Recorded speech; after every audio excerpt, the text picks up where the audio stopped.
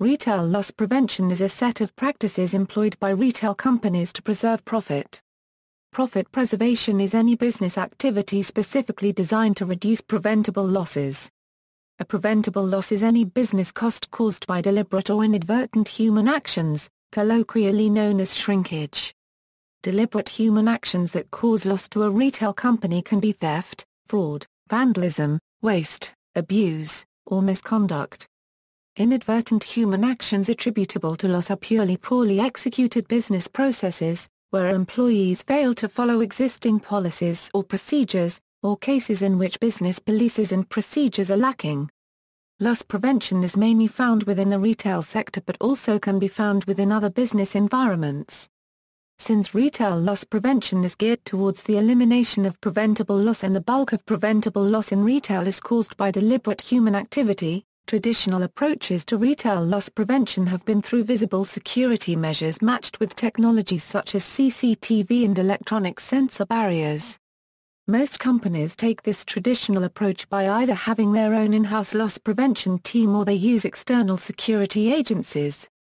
Charles A. Sennewald and John H. Christman state 4 elements are necessary for a successful loss prevention plan: 1. Total support from top management, 2. A positive employee attitude, 3. Maximum use of all available resources, 4. A system which establishes both responsibility and accountability for loss prevention through evaluations that are consistent and progressive. Shrink, periodically retail business inventory all of the merchandise in the store. Items that are unaccounted for compared to what the inventory system believes the store should have are losses or shrink. Shrink is caused by operational errors, internal theft and external theft. Retail loss prevention is responsible for identifying these causes and following up with training, preventing, investigating, responding to and resolving them. Operational errors operational errors are inadvertent human errors.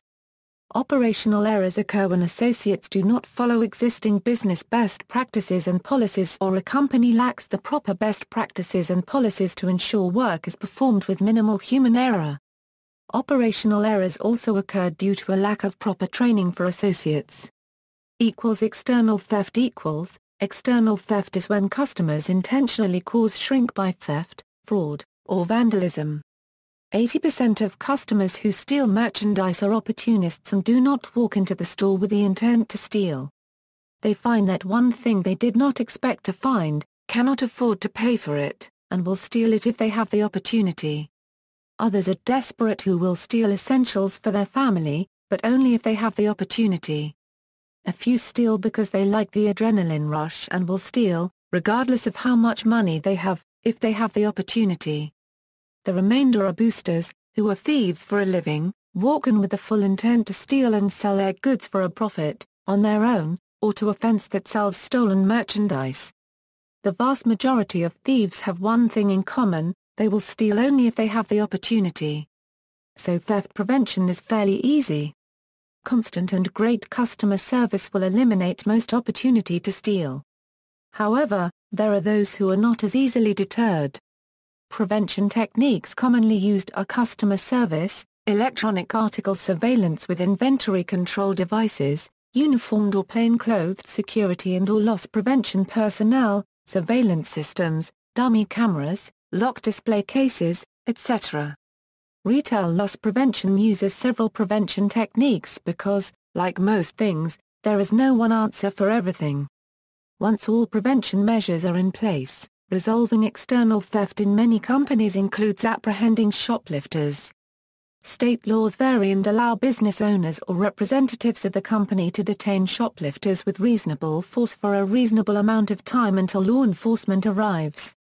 Several companies have designated trained individuals who were allowed to detain shoplifters according to company policy. Modern retail loss prevention teams use surveillance techniques with camera systems or on the sales floor, or a combination.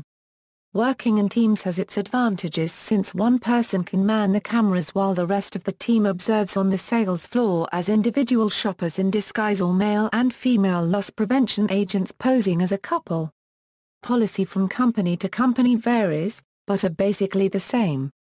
There are very specific elements that loss prevention must observe before detaining a shoplifter.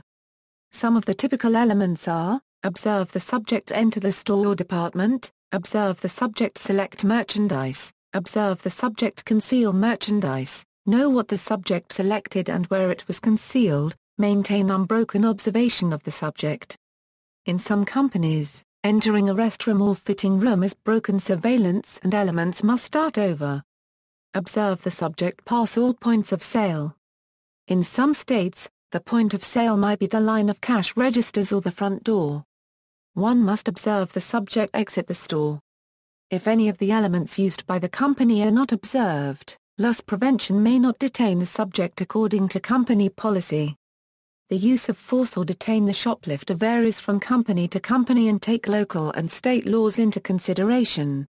Detaining an individual who did not take merchandise is referred to as a or a bad stopper and depending on the severity of the situation and if force was used against the innocent business patron will depend on the severity of the consequences for the loss prevention agent.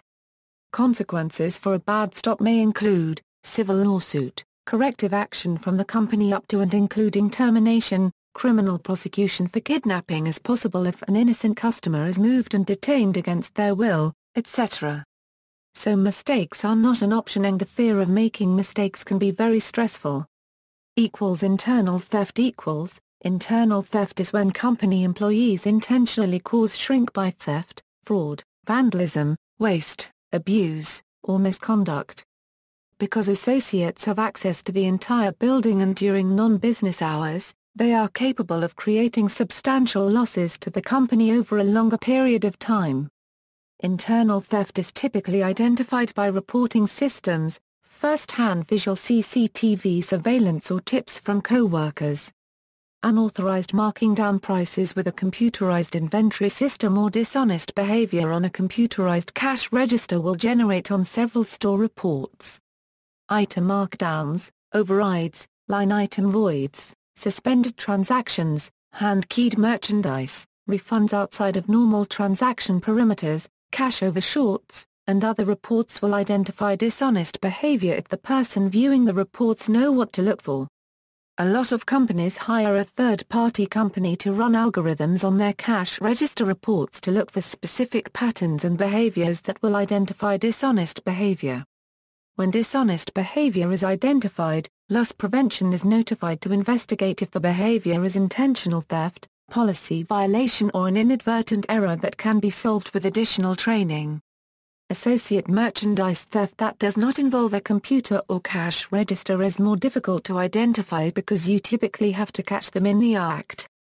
Whether prompted by suspicious behaviors, a guilty look, anonymous tip, or you just have a feeling, internal theft cases are usually investigated with the use of video surveillance systems or plainclothes loss prevention person that the associate has not been introduced to. People are creatures of habit and when they find a method of theft that works, they typically stick to it. So the installation of cover cameras in a work area generally give loss prevention the upper hand in resolving the situation.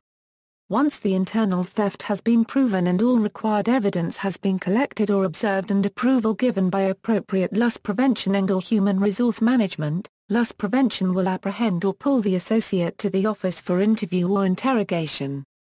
There are a few scenarios where a certified loss prevention agent will pull an associate based on a tip, rumor or hunch and conduct what is called a cold interview to see if they can get a verbal admission, but most companies do not allow cold interviews because the implementations of the interview may be perceived by the associate to be an accusation of theft and have issues with civil liabilities that may result. It is more wise to wait and complete a thorough investigation before conducting an interview unless you have a certified forensic interrogator attached to the name. Once the interview is complete, loss prevention may proceed in several ways depending on the information gathered during the investigation and during the interview. Again, the investigation should identify if the associate's behavior was intentional theft, a policy violation or an inadvertent error that can be solved with additional training.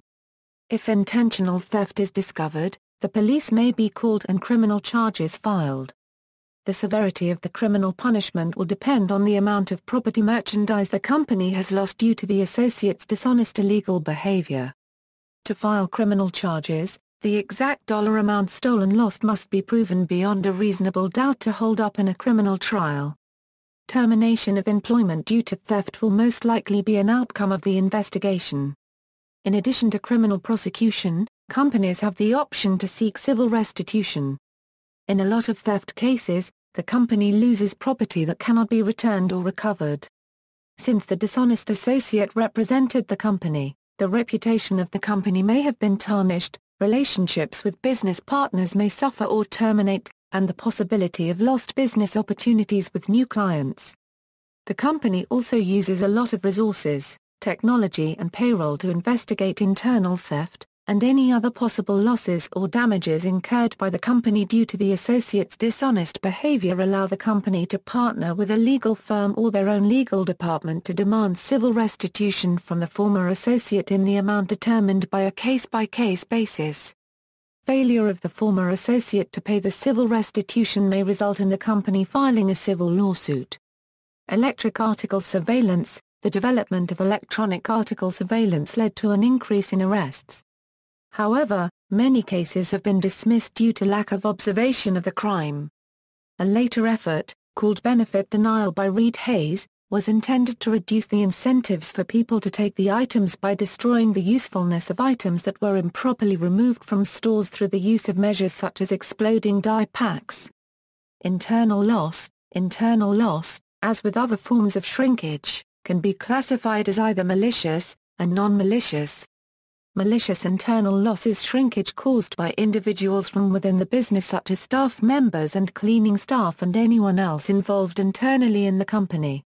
Internal shrink accounted for 35% of shrink to businesses in 2011.